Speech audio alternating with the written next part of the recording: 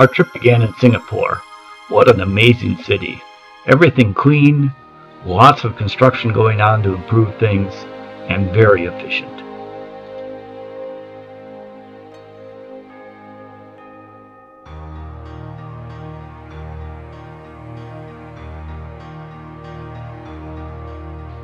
The next day, we did a hop-on, hop-off bus tour of the city of Singapore, beginning at the world-famous National Orchid Garden.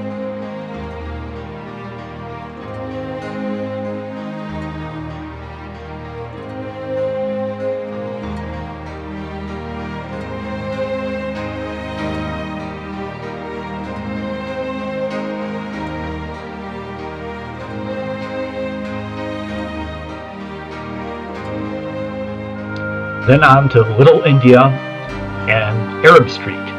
This is one of the temples in Little India.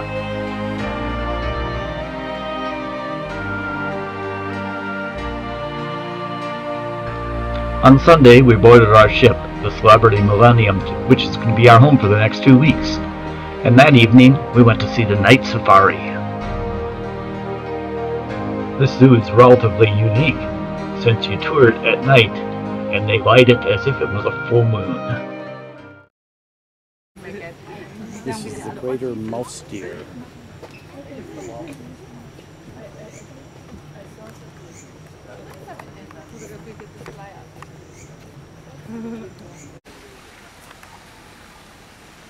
This is the fishing cat.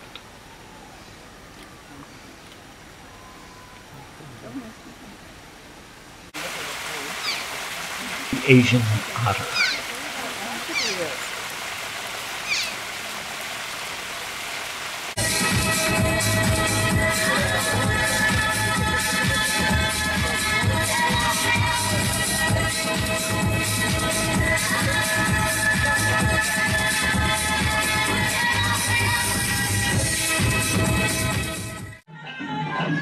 That night, a local dancing group came aboard the ship to show us their stuff.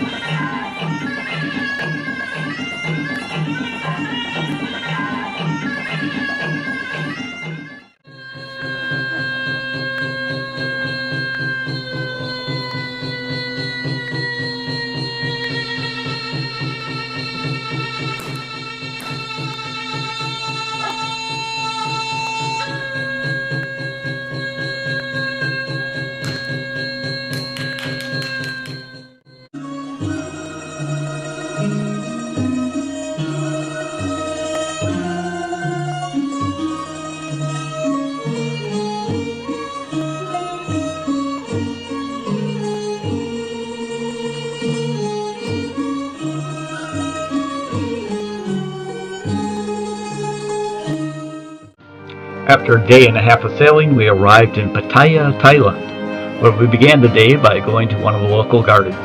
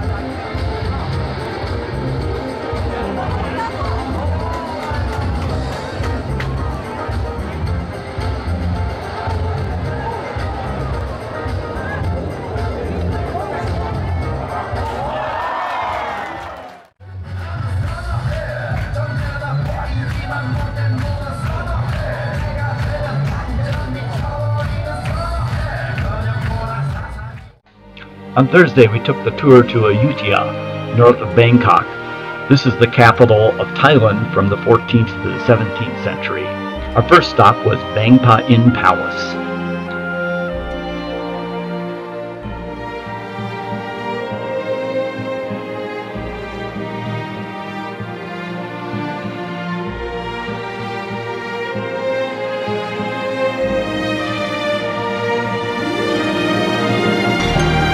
At one time, there were 500 temples in Ayutthaya, but most of them were burned in 1767 when the Burmese invaded.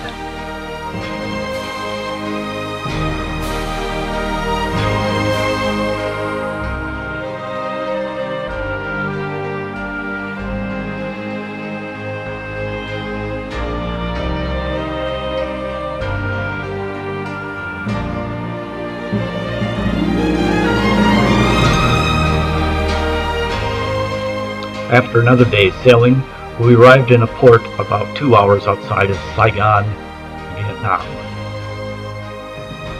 Our first stop was at the Presidential Palace, now known as the Reunification Palace. The rooms were simple. This is the President's office. Here's the Ambassador's reception room. Then on to Notre Dame Cathedral, designed by Eiffel. Remember that tower he built?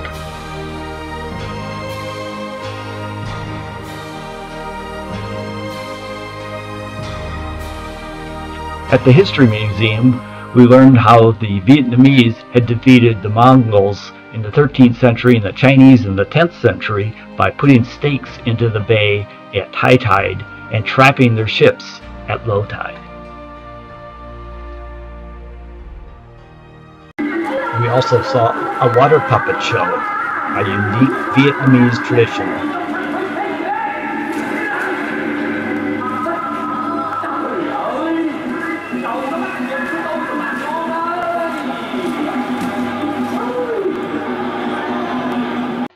The city is filled with cycles rather than cars, because cycles only cost $300 to $1,000, cars about $40,000 now. White skin is considered desirable, so even in 90-degree heat, here's how a woman dresses. Then on to an 18th century Chinese temple. We see people write their prayers on rice paper and then attach it to a coil incense candle, which will burn for 4 days.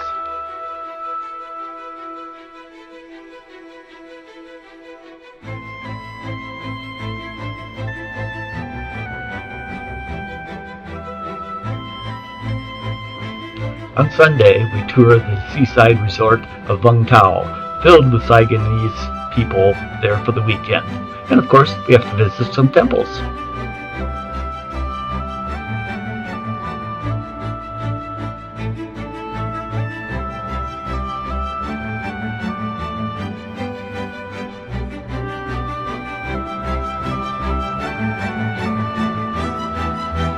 Notice the monk ringing his bell in front of the reclining Buddha.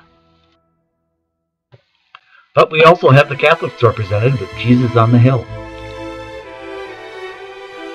After another sea day, we reach the imperial city of Wei, fashioned to look like the Forbidden City in China, and home to the emperors of Vietnam from 1802 to 1945.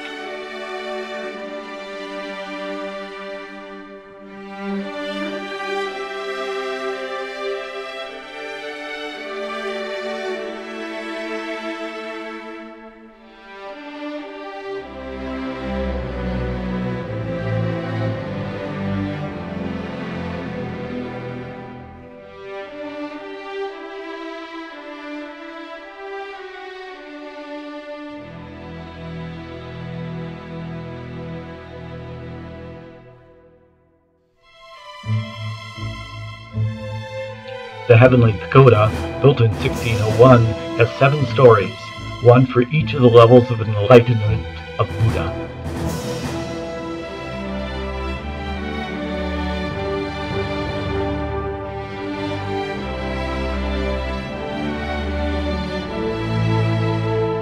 Tuduc Tomb built for the 4th Emperor of Vietnam, was not only a tomb, it was also his residence for 16 years.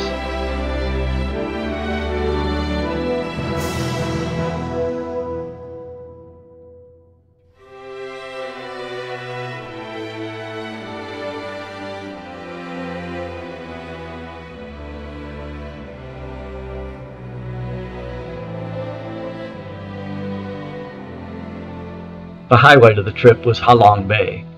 Our first glimpse was from the ship as we entered the bay, but later we got to explore it on a small boat.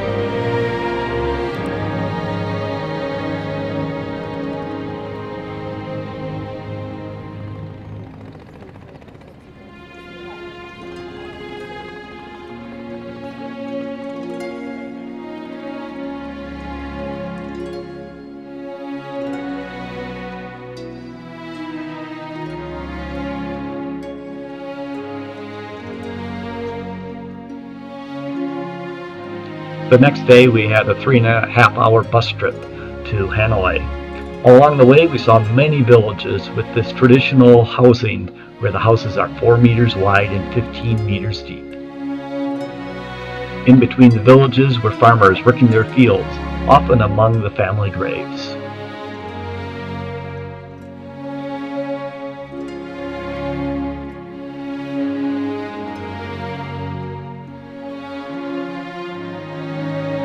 Our most interesting stop in Hanoi was the Temple of Literature, built in 1070 by the Emperor Li. It's where the people learn to become mandarins or government servants.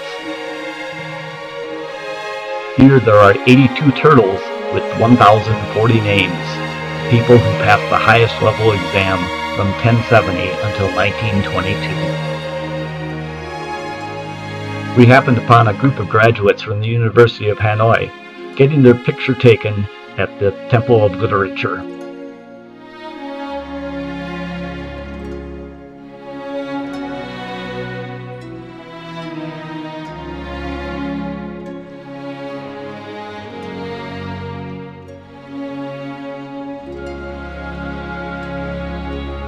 After another day at sea, we reached Hong Kong, but we decided to go to Macau since it was so close. The museum at Macau told the story from the Portuguese landing until the present day. Next to the museum is the facade of St. Paul's Church, destroyed 3 times by fire, the last in 1835. Then on to the Temple of Ama, where the Portuguese landed in 1553.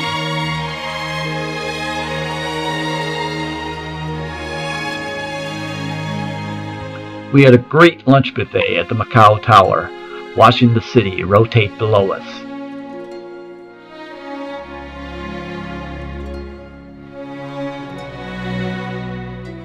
The next day we got to explore Hong Kong. Since we were the first ship to land at their new shipping terminal, we got special greetings.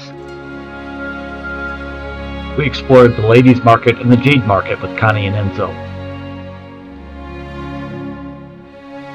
The next day, we took a half-day tour of Hong Kong Island.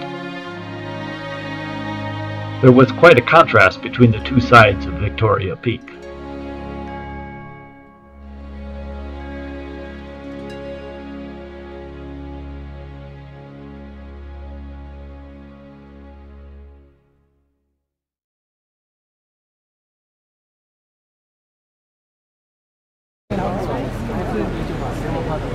We're at the harbor of Hong Kong, waiting for the light show to begin.